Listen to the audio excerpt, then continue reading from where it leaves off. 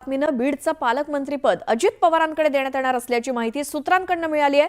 पालकमंत्रीपदावरून धनंजय मुंडेंचा पत्ता कट झाल्याची माहिती मिळाली आहे। पंकजा मुंडे यांना देखील पालकमंत्रीपदापासून लांब ठेवलं जाणार असल्याची माहिती आहे सूत्रांकडून।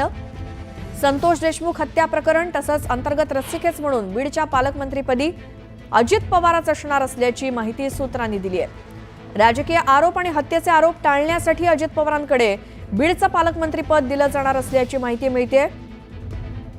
मुख्यमंत्री आणि उपमुख्यमंत्री अजित पवार यांच्यात झालेल्या चर्चेनंतर बीडच्या पालकमंत्रीपदावरती हा तोडगा काढण्यात आला असल्याची माहिती सूत्रांनी दिली आहे। अधिक माहितीसाठी आपण जाऊयात। माझे सहकारी विलास बडे आपल्यासोबत फोन लाईन वरती आहेत। विलास, काय नेमकं हे राजकारण आहे ज्यामुळे बीडचं पालकमंत्रीपद हे अजित पवारांकडे जाऊ शकतं? श्वेता, आपल्याला कल्पना आहे की बीडमध्ये सध्या नेमकी काय राजकीय आणि सामाजिक स्थिती आहे। या पार्श्वभूमीवर मंत्रीपद जरी धनंजय मुंडे यांना दिलं गेलं असलं तरी पालकमंत्रीपद त्यांना दिलं जाऊ नये अशा प्रकारची मागणी सातत्यानं जोर धरत होती आणि ही विरोधक आणि सत्ताधारी दोन्ही बाजूनी ही मागणी होत होती। मग अशा वेळी हे पालकमंत्रीपद मुख्यमंत्र्यांनी स्वतः घ्यावं अशा प्रकारची सुद्धा मागणी करण्यात आली होती भाजपच्या आमदारांकडून। पण मुख्यमंत्र्यांनी सांगितलं होतं की ही पालकमंत्रीपद हे त्यांना गडचिरोलीचं पाहिजे, पण मूळ पालकमंत्रीपदाचं जे वाटप झालेलं आहे, जो फॉर्म्युला ठरलेला आहे, त्या फॉर्म्युल्याच्या नुसार बीड जिल्ह्याचं पालकमंत्रीपद हे राष्ट्रवादी काँग्रेसकडे जाणार आहे। आणि मग अशा परिस्थितीत तिथली जी सध्या सामाजिक आणि राजकीय परिस्थिती निर्माण झाली आहे, अशा पार्श्वभूमीवर धनंजय मुंडेंना बाजूला ठेवून अजित पवार यांनी ते पालकमंत्रीपद घ्यावं याच्यासाठी सगळ्या आमदारांचा, तिथले स्थानिक जे आमदार आहेत राष्ट्रवादी काँग्रेसचे, त्यांची सुद्धा ती मागणी आहे आणि विरोधकांना सुद्धा तसंच वाटतंय की अजित पवारांनी इथं घ्यावं।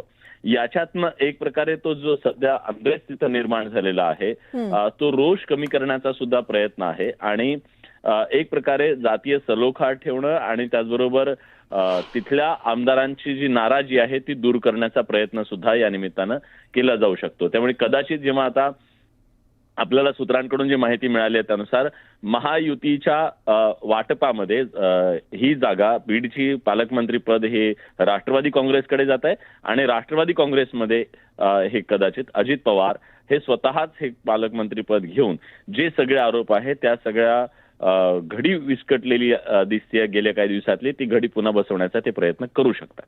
बिलकुल विलास, या सगळ्या माहितीसाठी धन्यवाद। आता बघूयात, आपल्याला सूत्रांकडून माहिती तर मिळालेली आहे, मात्र बीडच्या पालकमंत्री पदासंदर्भात नेमका काय निर्णय होतो आणि हे पालकमंत्रीपद धनंजय मुंडे किंवा पंकजा मुंडे यांना वगळून अजित पवार यांच्याकडे जाण्याची शक्यता सूत्रांनी वर्तवली आहे।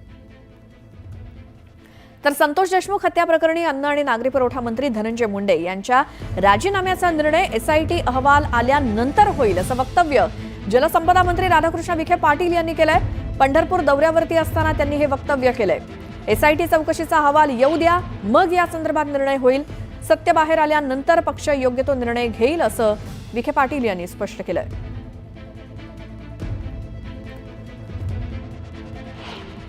धनंजय मुंडेंना राजीनामा देणं अपेक्षित आहे का सर? एवढे आरोप होत असतात। एसआयटीची चौकशी अहवाल येऊ दे, मग निर्णय होईल।